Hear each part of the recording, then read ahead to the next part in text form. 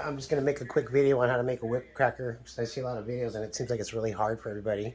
So I'm going to make it real easy so you can see how to do this.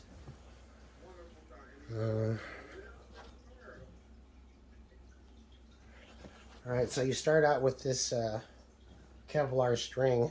You need to get Kevlar string, it's much stronger. I usually take about, I don't know. You can just take about like, it's up to you. It just depends on how thick you want to make your whip cracker. So I'm going to just, it'll probably be like a 4-strand whip cracker. It's probably about, I'm going to say take about 8 feet. I'm going to take 8 feet of this string. You don't need a lot of tools for this. It's just, you just have to do this. So basically, I'm just going to take this string, fold it in half. Now I have 4 strands. Well, I guess I'm going to do 8 strands. So you can take this, fold this in half. I'm not making a really big one, so it's up to you how you want to do it. I usually just go like this and weight the end down like this. And what you do is you just start spinning it to the left.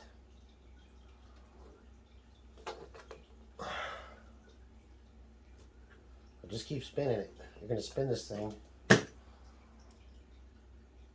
until it's pretty tight, really. Just keep spinning it to the left, the same direction as the grain on the string. Spin it nice and tight like this until it's tight. Probably the longest part of the entire process is just spinning the stupid string.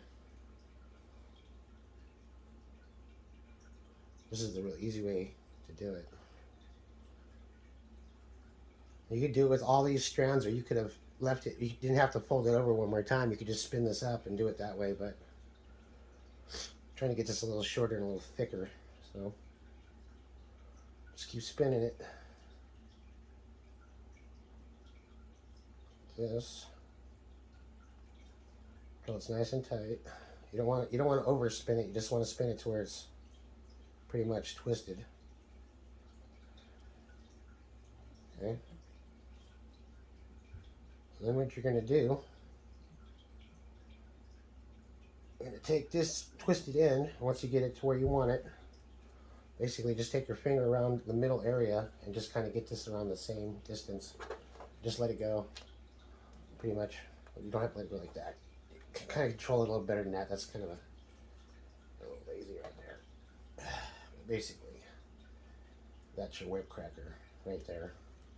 So, just take this off.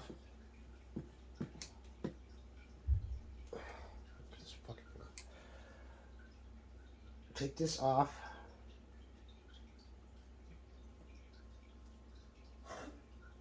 Okay. You don't want to let go of it just yet. I usually leave about 2 inches, 1.5 to 2 inches, something like that. Just take the whole thing, just do a simple knot right through it like this. Very simple. Make sure you leave enough of your whip cracker sticking out there. That's usually how I do it, like this. That makes all the strings nice and even. They come off the end like that. Now, so what you do is, if you have your sling you're going to put this on, just open this end up right here. Open the very end up like this. I just do this. Open the end up. You can tie it whatever way you want. If you want to use a needle and thread it through there, it's fine. This seems to stay on there though. Just open this little hole up here on the end. What you want to do is create a slip knot, basically.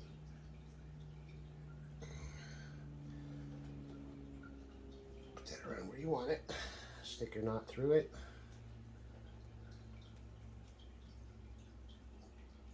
And pull it tight right there.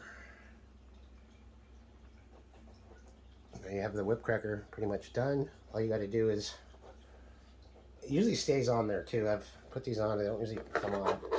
Basically cut these ends out.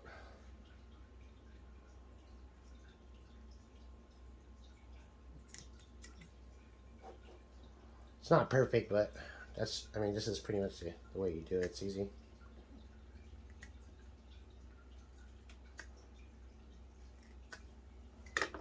Oh, and there you have it. Whip cracker.